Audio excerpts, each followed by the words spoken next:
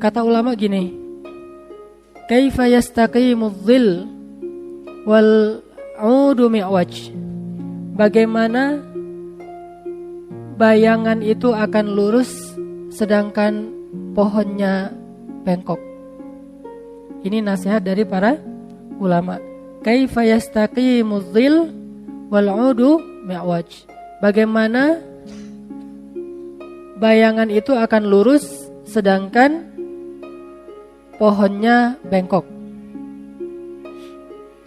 Lalu para ulama menjelaskan maksud dari kata-kata bijak ini bahwa yang disebut dengan pohon atau batang kayu itu adalah iman, hati, batin, nafs, jiwa. Sedangkan bayangan adalah zahir kita, perbuatan kita, akhlak kita, amal-amal kita, ibadah kita, itu adalah bayangannya. Jadi seolah-olah para ulama mengatakan, bagaimana mungkin amal seseorang itu akan lurus kalau niatnya gak ikhlas? Gimana caranya? Itu sama halnya dengan tidak mungkin bayangan itu lurus sedangkan batang kayunya bengkok. Gak mungkin. Itu sebuah perumpamaan, tamsil atau bahasa kita analogi yang paling dalam dari para ulama. Kaifa yastaqimudz dhil. Gimana caranya bayangan itu akan lurus sedangkan kayu yang menjadi sumber bayangan itu bengkok. Gimana amalan seseorang itu akan istiqomah, akan lurus, akan baik kalau hatinya tidak ikhlas, bengkok hatinya. Sebagaimana doa supaya tidak bengkok hati gimana? Rabbana la tuzigh qulubana. Ya Rabbana, janganlah engkau condongkan hati kami kepada kesesatan, keduniaan, hawa nafsu dan seterusnya. La tuzigh qulubana ba'da idh hadaitana. Supaya lurus kita berdoa, ya muqallibal qulub tsabbit qalbi, ya musarrifal qulub sarrif qalbi ila ta'ati.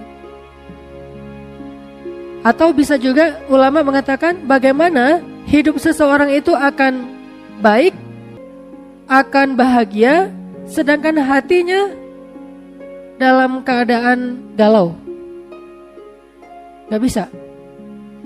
Kalau hati kita dalam keadaan sedih, maka kita berada di kondisi apapun, kita berada di tempat manapun, tetap aja sedih. Karena bahagia dan sedih itu berawal dari hati, bukan apa yang ada di sekeliling kita. Begitu juga ketika ulama juga bisa mengatakan kaifa yastaqimudz dhil wal 'udu ma'waj atau mi'waj. Gimana caranya bayangan itu akan lurus sedangkan kayunya bengkok, juga bisa berarti bagaimana seseorang itu bisa beramal atau berakhlak mulia sedangkan hatinya mendengki. Susah. Mustahil orang bisa akhlaknya mulia kalau di dalam hatinya ada dengki. Susah. Orangnya pendengki banget, tapi akhlaknya sangat mulia. Itu dua hal yang tidak ketemu. Seperti tidak ketemunya kayu yang bengkok dengan bayangan yang lurus. Gak mungkin. Sehingga kalau kita pengen memperbaiki hidup kita, kalau kita pengen memperbaiki amal zahir kita, kalau kita ingin memperbaiki akhlak kita, perbaiki dulu hati kita, perbaiki dulu jiwa kita, perbaiki dulu batin kita.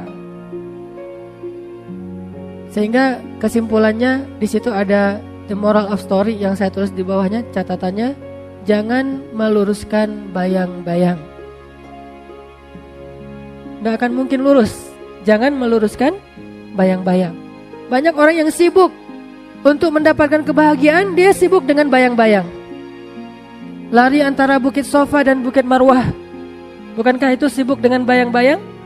Ketika Siti Hajar naik ke atas Bukit Sofa mencari air untuk bayinya Ismail, lalu di atas Bukit Sofa Siti Hajar melihat Fata Morgana, melihat bayang-bayang, melihat seolah-olah ada genangan air di seberang sana, sehingga dia lari ke arah sana sampai naik lagi ke Bukit Marwah. Sampai di Bukit Marwah melihat lagi ternyata ada genangan air, dia datangin ternyata tidak ada. Ketika orang ingin bahagia, banyak yang berusaha meluruskan bayang-bayang, banyak yang berusaha untuk mencari fasilitas hidup, melengkapi fasilitas hidup. ternyata kebahagiaan bukan berasal dari situ. Walaupun itu bisa menjadi salah satu faktornya, tetapi bukan berasal dari sana. Kebahagiaan berasal dari hati seseorang.